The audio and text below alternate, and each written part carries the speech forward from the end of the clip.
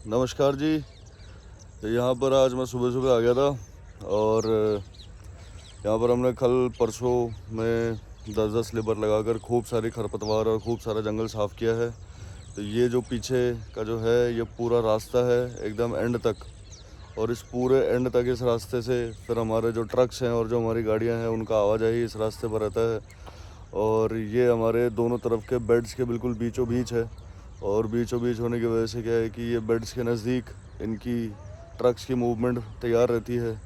ये बेड चल रहे हैं और ये सारे मेरे पीछे जो हैं ये 80 फीट के बेड हैं, और इस तरफ भी 80 फीट के बेड हैं। ये वाले कुछ खाली हुए हैं तैयार होने, और पीछे वाले में तो फिर खरपतवार बहुत ज़्यादा हो रखी है।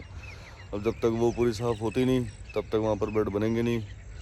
तो अभी की जो रिपोर्ट है तो ये है, ये जो सामने देख रहे हैं ये गोबर है, गोबर की ढेरी है। बेड बनाया था एक समय पर जिसको कि कुछ समय के लिए खाली छोड़ा गया। बरसातों के बाद इस बेड पे गोबर की आप हालत देखें, ऐसा ही होता है जब गोबर की खाद डाली जाती है खेतों में। इसी प्रकार के खरपतवार के जंगल होते हैं।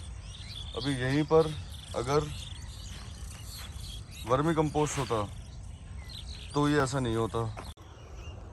तो दोस्तों, ये जो पीछे देखा जा रहा है ये लंबाई में ये जो चल रहा है ये गोबर का एक बेड है जो कि हमने वर्मी कंपोस्ट के लिए ही सेटअप किया था।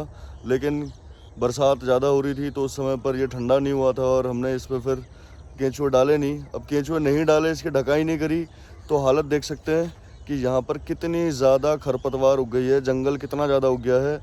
इसी प्रकार जब भी ऐसा गोबर हम अपने खेतों में डालते हैं, किसान भाई अपने खेतों में डालते हैं, तो इसी प्रकार जंगल और खरपतवार से वो परेशान रहते हैं।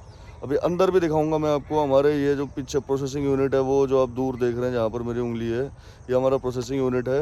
यहाँ पर दिखाऊंगा कि हमारे पास जो वर्मी कंपोस्ट है उसमें नहीं लगती 1% की कोई घास। तो गोबर में, ताजे गोबर में खरपतवार उगेगी, बहुत ज़्यादा उगेगी।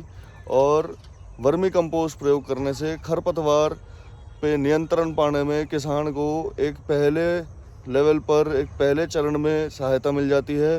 वो वैसे ही थोड़ा सा खरपतवार मुक्त रहता है।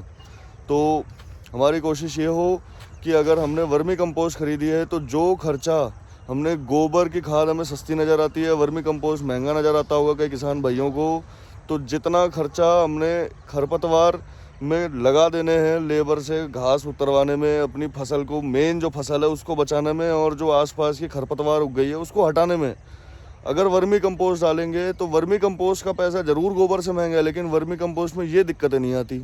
किसान को ध्यान रखना है अपने फसल का, उसको खरपतवार पे ज़्यादा खर्चा नहीं करना पड़ता। तो दोस्तों, कहीं ना कहीं वर्मी कंपोस्ट प्रयोग करने से टेक्निकली आपके फार्म पे, किसान भाइयों के फार्म पर बेहतरी मिलती है।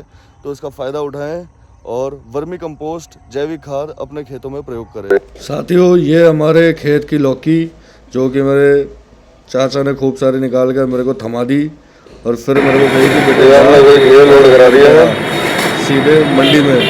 ये हमारी गाड़ी चली है, मंडी में हमारी गाड़ी से हमारी सारी लौकियाँ उतर रही हैं, और लौकी उतर करके ये जैविक खाद वाली लौकी के गेल हमारी लौकी भी साथ ही साथ में मार्केट में बढ़िया दाम पे बिका करेगी। आप भी उगाएं और आप भी मार्केट में अच्छे दामों पर बेचें।